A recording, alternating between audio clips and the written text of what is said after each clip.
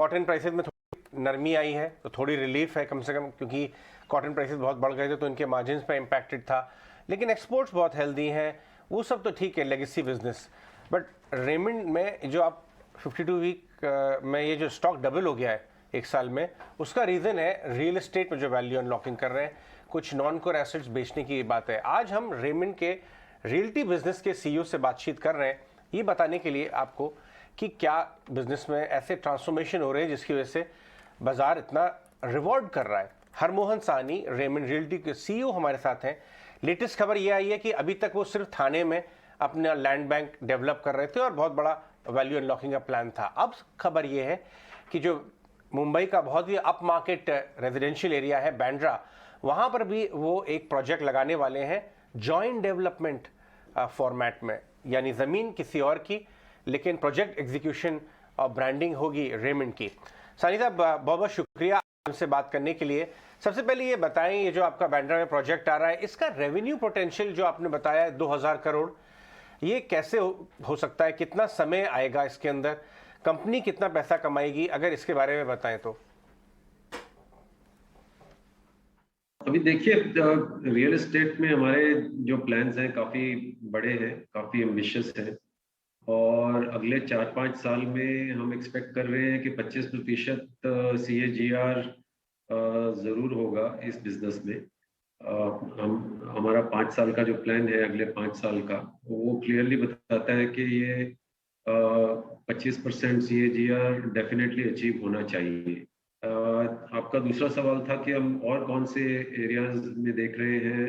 So currently हमारा जो focus है वो मुंबई मेट्रोपॉलिटन रीजन में ही है, और बॉम्बे में हम न्यू बॉम्बे में भी देख रहे हैं, साउथ बॉम्बे में, ईस्टर्न वेस्टर्न सबर्ब्स, तो हमारा प्राइमरी फोकस है ही।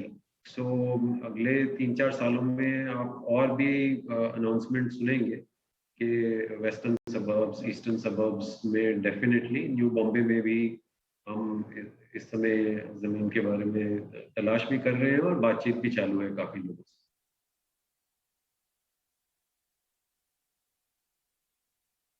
राइट, और राइट, बिल्कुल। एक और चीज़ जानना चाहेंगे मिस्टर सानी, क्योंकि रियल एस्टेट सेगमेंट जो टोटल आपका 11% ऑफ द रेवेन्यू कंट्रीब्यूट करता है, आप इस पर्टिकुलर सेगमेंट से अगले 5 साल में अगर एक प्रोजेक्शन देना चाहें तो कितना रेवेन्यू आप एक्सपेक्ट करते हैं, कितनी कंट्रीब्यूशन आप एक्सपेक्ट करते हैं? देखिए, इसमें दो चीजें हैं जो शामिल होंगी इसमें। एक तो है कि हमारे जो रियल एस्टेट का रेवेन्यू है उसकी ग्रोथ क्या होती है, और हमारे जो दूसरे व्यवसाय हैं, दूसरे बिजनेसेस हैं, उनकी ग्रोथ क्या होती है। तो लाइफस्टाइल का तो काफी स्टेडी ग्रोथ रहा है पिछले कुछ सालों।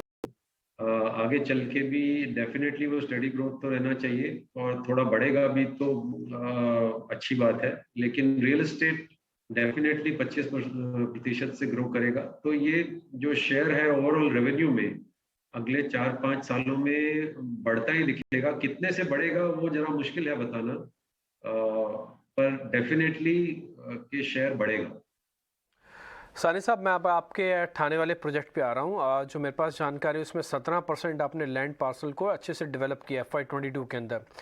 आप मेरे को आगे चल के बता सकते हैं इसको मोनेटाइजिंग का आपका क्या योजना है, और आगे चल के इसी ठाणे वाले लैंड बैंक का आप फ्यूचर प्लानिंग क्या है आपकी?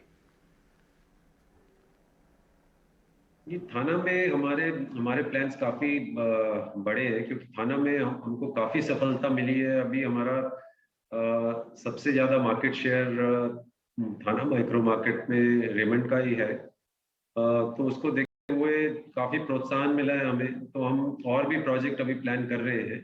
एक 13 एकड़ का मास्टर प्लानिंग अभी चालू है, उसके अलावा एक और 10 लाख फुट का प्रोजेक्ट, एक तो इसी साल नया प्रोजेक्ट लॉन्च होगा, और बाकी भी या साल के अंत में या अगले साल के शुरू में 2 और प्रोजेक्ट आपको थाना इसी सेम जमीन पे आपको सुनने में आएंगे।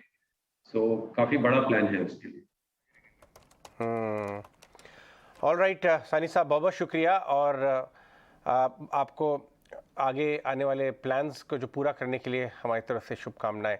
ये है बड़ा वैल्यू अनलॉकिंग बिजनेस इनका, रेमंड का, और साफ साफ बता रहे हैं कि आगे चल के अभी ये कहना मुश्किल हुआ कितना % बन जाएगा रेवेन्यू का, लेकिन रियल एस्टेट का कंट्रीब्यूशन ओवरऑल रेवेन्यू में बहुत तेज़ी से बढ़ने वाला है।